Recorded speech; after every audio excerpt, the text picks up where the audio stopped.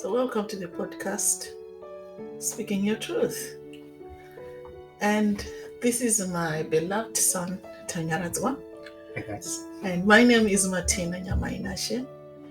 And today we are starting to talk about something that we think everybody needs to hear and everyone needs to learn to live with. And this podcast is about speaking my truth, which means that I'm going to talk from a position of my own understanding through my own experiences.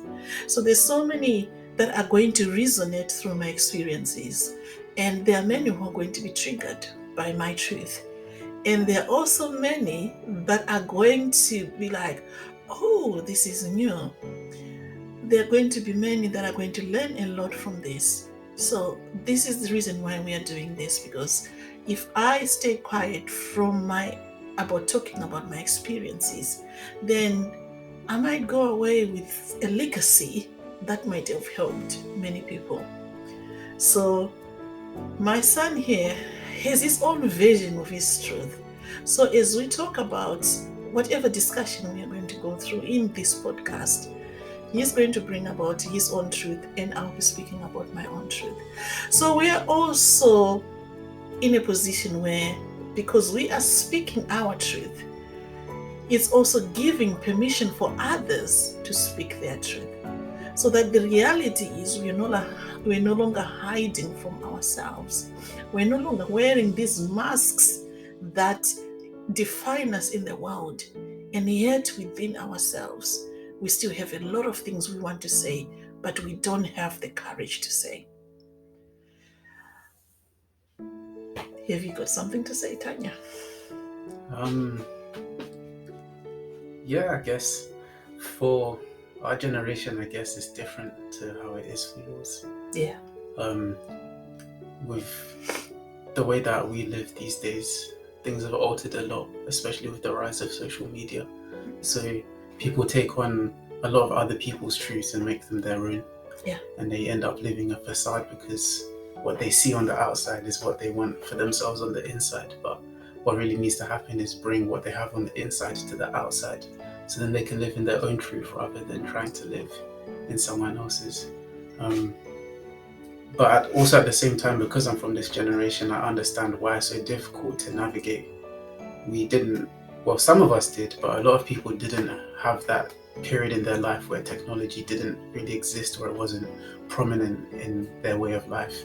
But now it is, so it's affecting people differently from how it was for you when you were in growing our up. generation. Yes.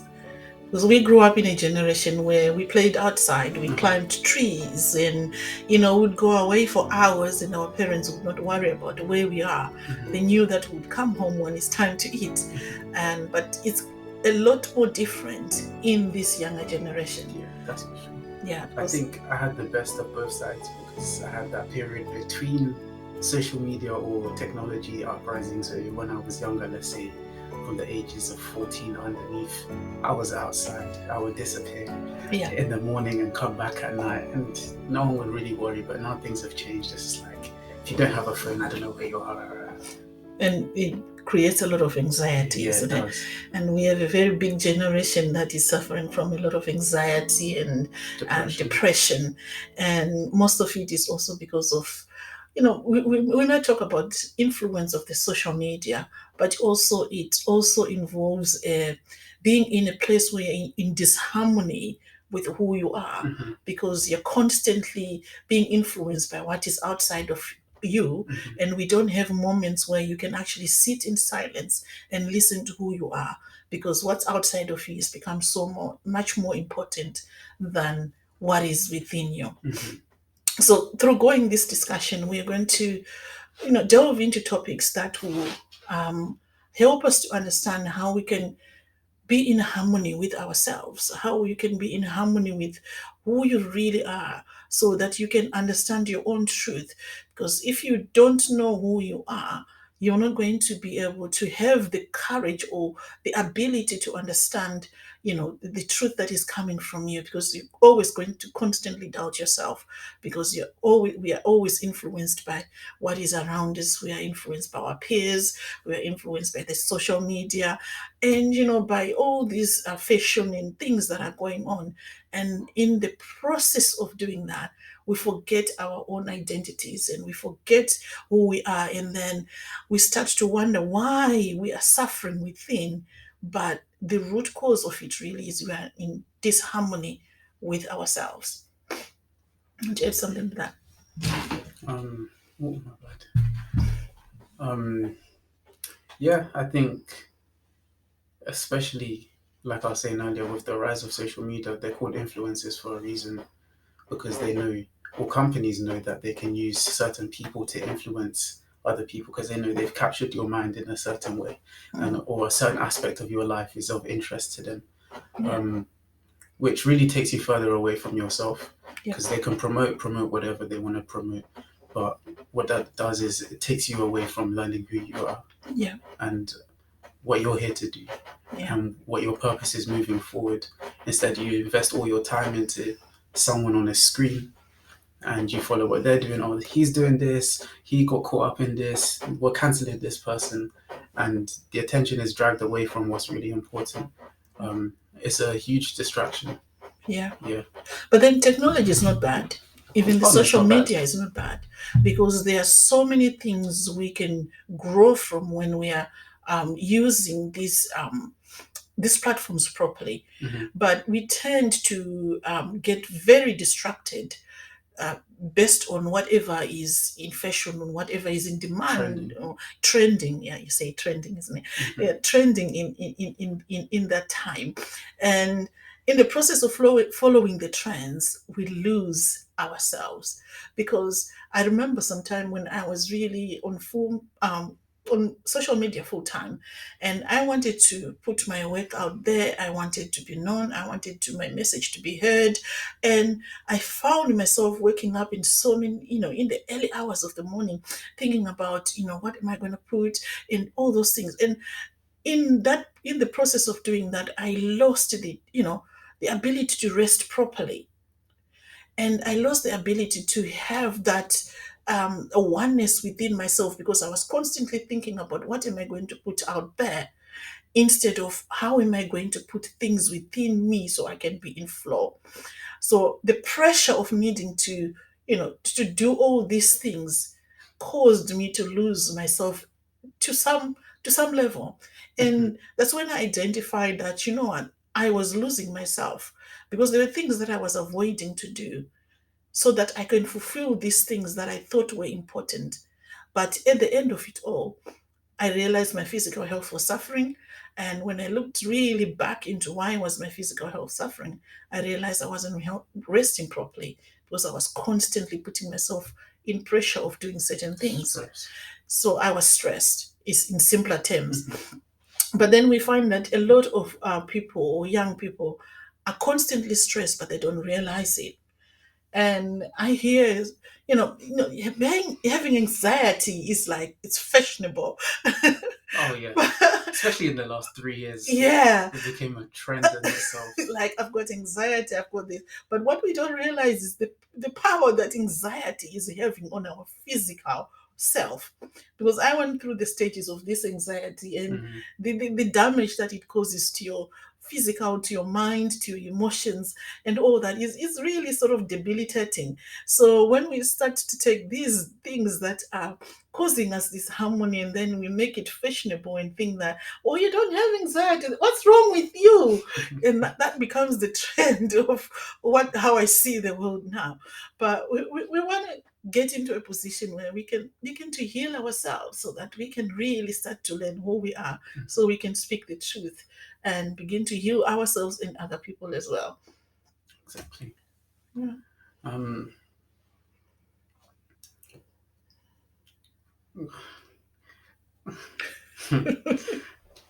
it's funny because, like, I didn't know what anxiety or depression was Mm, for the longest time until I was maybe 17, 18. I yeah. didn't know these were things that existed. You'd hear it sometimes like, oh, I'm anxious about my football game or I'm anxious about the test. Yeah. But it wasn't as big as it is now. Yeah. Now people use it in whatever form. I've got anxiety, so I can't come to work and all of this stuff. And I'm just like, oh gosh, how did we get from a point where I didn't know what anxiety was to I hear it every day or I see it every day across my social platforms? And it's definitely taken a rise. Yeah. I would say you were right when you said that social media can be used in good ways. But at the same time, it's such a new concept. It's such a new thing that we don't understand what the effects of social media are going to be until a couple more decades in the future. Um, But I believe what you're saying is right. It's just the way you use social media that needs to change. Um, if you go on social media looking for attention or validation, then you're going to cause yourself some serious problems. Yeah. Because it leads you into this loophole of doing things to get this person's attention or doing things to get this person's validation or to get more likes or to get more comments, so then people notice you. But the reality is, when you're using social media, you attract what you are. Yeah. So the easiest way to walk around that is just walking in your purpose while you're using it. Yeah. That way you don't have to wake up like you were doing in the middle of the night thinking, when do I post this? Because it'll be natural. It'll be coming to you like, oh, I'm already doing this, so let me just record this or put a post up. This is what I'm thinking. Yeah. And the people that vibrate on that frequency will just come towards you in general. But people aren't using it in that way. I think most of it is being educated in the right way. Because from my perspective, when I look back at my behavior then, I was completely out of balance because I was chasing the things that I was not meant to be chasing. You understand? Which means that I wasn't really listening to the part of me that was meant to be directing my path. So what I was looking at was what was happening outside, what others were doing outside, and then putting pressure on myself, thinking that this is what was going to make me, move in the direction that I was meant to be moving, but not realizing that in that putting pressure on myself, in doing those things that I was doing, I was actually causing harm to myself. And the process of the work and the message that I had and that I wanted to put out there was actually being hindered because I wasn't following what was meant to be flowing from me. Does that make sense? Yeah. So I from that perspective, I see that a lot of people do that because of what's presented before us. And we want to make shortcuts and we want to get things quickly done. We want to have these things quicker than, what everyone else has done. But we don't realize that sometimes it's little baby steps that take us to where we are meant to go. Small steps. It's small steps, one step a day. You don't have to wake up in the middle of the night, 3-4 times trying to put something together and, having a sort of, a broken sleep or broken rest, and then things to go from to function to properly. 70. Yeah. But also expecting yourself to function at 100% during the day when you're, doing your normal work. That's for sure. Yeah. So this is the pressure that we have, because I see that sometimes with the young people, you are constantly on your phones. You are watching these things. You're on TikTok, you're on Instagram, you're on, I don't know what else other platforms that you're on. You've got like 6, 7 platforms that you are working on in a very short period of time. And I'm thinking, my God, how do you focus, on all this stuff? And because I couldn't cope with 3, and I don't know how you cope with so many. Oh, I don't. Yeah. I mean, I do have my social media accounts for TikTok, Snapchat, Facebook, Instagram, Twitter. Yeah, but I don't really use them like that. Yeah. I think there was a period where I really used them. I was always like rotating through each app. But then after a while, I was just like, I took a period of solitude, and it made me realize, like, every time I go on this app, I don't feel happier than when I was before I got on it. I don't feel good afterwards. Yeah. Sometimes it's funny, especially Twitter. That's my favorite app. But Yeah. um, constantly rotating through the app doesn't do anything for me but shorten my attention span. Yeah. And I think that's what really made me realize that a lot of this stuff is a distraction. Yeah. But then having talking about solitude, as you said, I also took some time away from social media, almost up to a year now. And I just could not get myself back there. Because I think about, was it in October or just before October? I was like, oh yeah, let me go back there now. And I just couldn't handle it. I had to step back out and I realized, you know what? You have to listen to what your heart is saying sometimes, because there are messages that come in the forms of resistance. I want to do social media, I want to go and do this, and then there's this resistance that I'm having within myself to going back there. So listening to yourself is very, very important, because in that process of listening, that's how you grow, and that's how you expand your spirituality and you expand your wisdom and your knowledge, because now you are tapping into a realm where you're not constantly and tapped into, and you're not following the things that are outside of you, but you're actually listening to what is within you. And that guidance is always going to lead you into what is called the flow, where you are moving in sync with the universal movements, that you are actually being helpful rather than causing yourself harm. It's funny that you said that, because I think it was yesterday or the day before, I actually tweeted something exactly along those lines. Yeah. I tweeted, when I say I'm going with the flow, I mean that the divine consciousness has willed for me, and not the collective consciousness. Yeah. The divine consciousness. Because a lot of the times when we go with the collective consciousness, it leads us in so many different ways. Because collectively we are not in harmony within ourselves, and we are not in sync. So when we start to move, we are stretching and you're being pulled in many different directions. But when you're in sync with the divine movement, the divine synchronicity, you're actually moving in the flow. If you see the movement of the water, it doesn't it doesn't fight against itself, but it finds ways that are easier for it to move. So when we are in divine sync with who we really are, then things sort of open up and they move in ways they are meant to be moving, instead of us forcing them to move in a way that we want them to move. Yeah, Bruce Lee said it best when he said, just be water. Water. Yeah.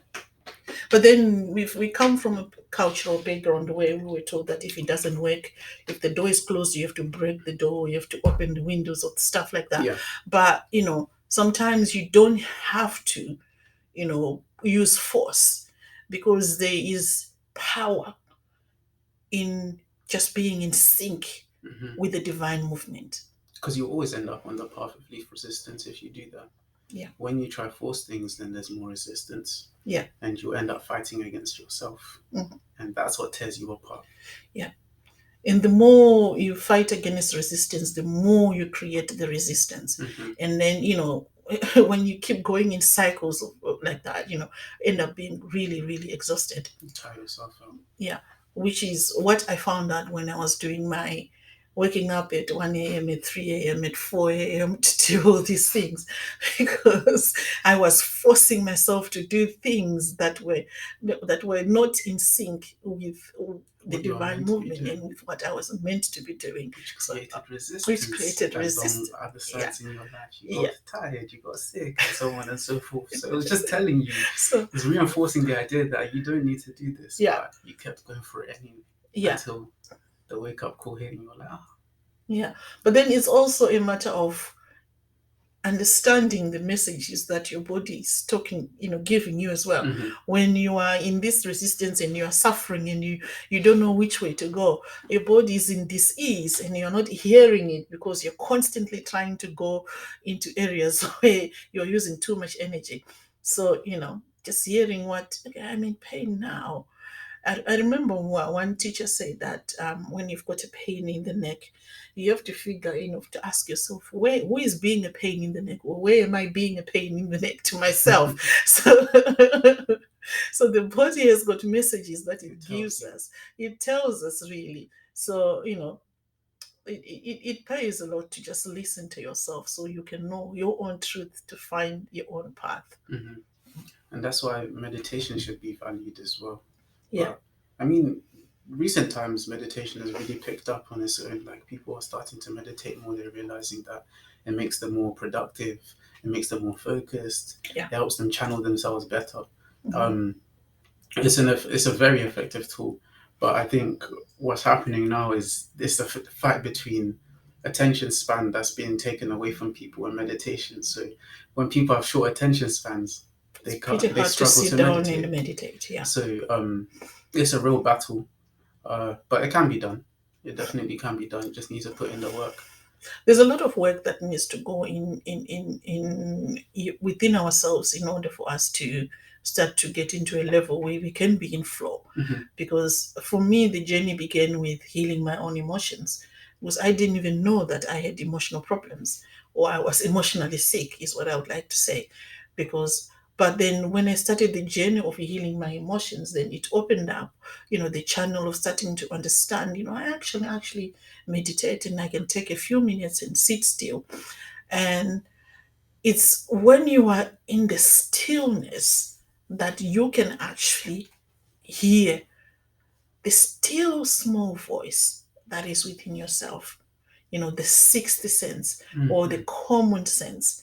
Because most of the time we tend to not hear the common sense or to override it based on what we know. But when you are in silence, you hear more. Hmm. The voice is a lot clearer. Mm. Before it'd be easy to block it out or just not listen to it, but Yeah. you realize that after a certain point that it's the voice of reason within yourself, Yeah. and it knows what you need.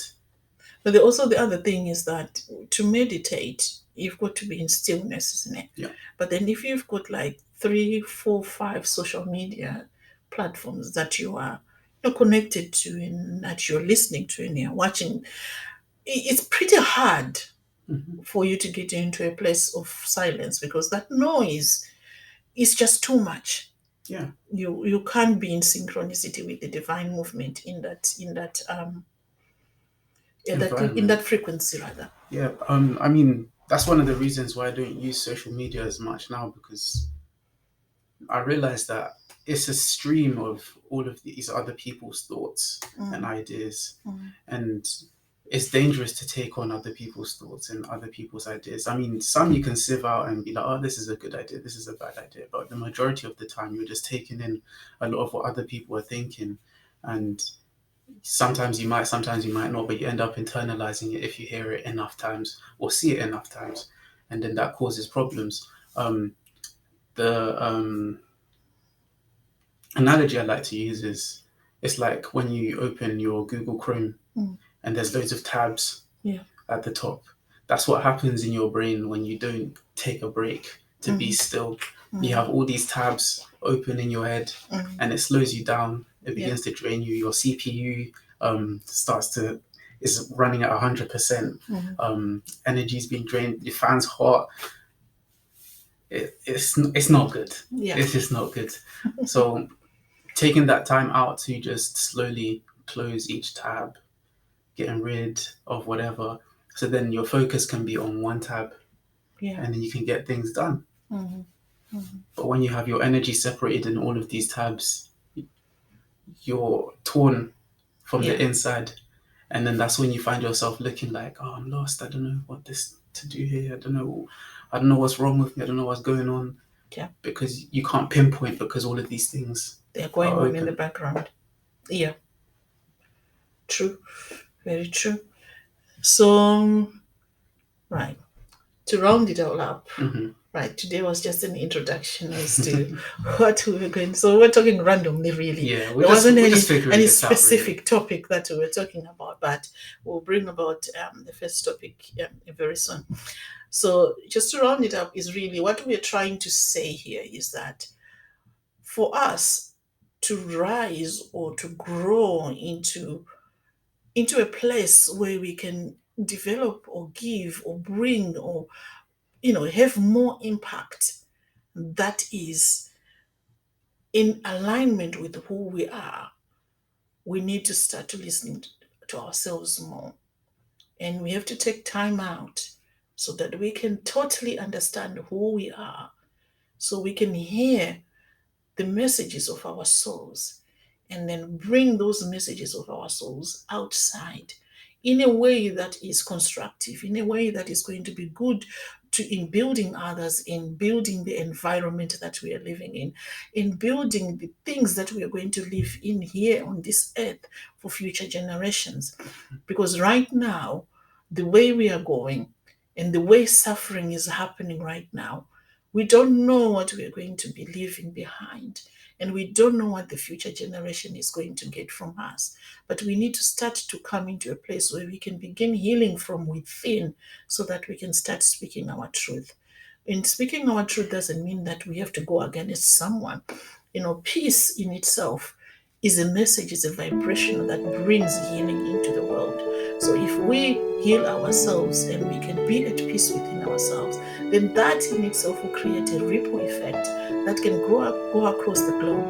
Because then other people will want to be at peace the way I am at peace. Because it is when we are hurting that we hurt others. And it is when we are hurting that we become destructive. And when we are hurting that we lose ourselves even more in the confusion. Do you have anything you want to say before we close up?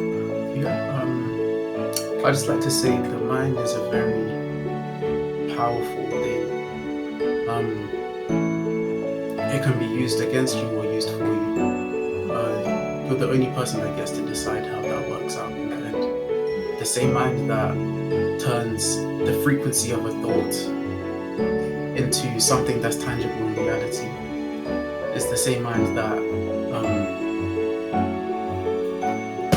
thought of this idea for this water bottle or this computer or this microphone, for example. In your mind, you can turn nothing into something, and you have that power. And to understand that power is within you should really liberate you and free you from a lot of the things that have you shackled up.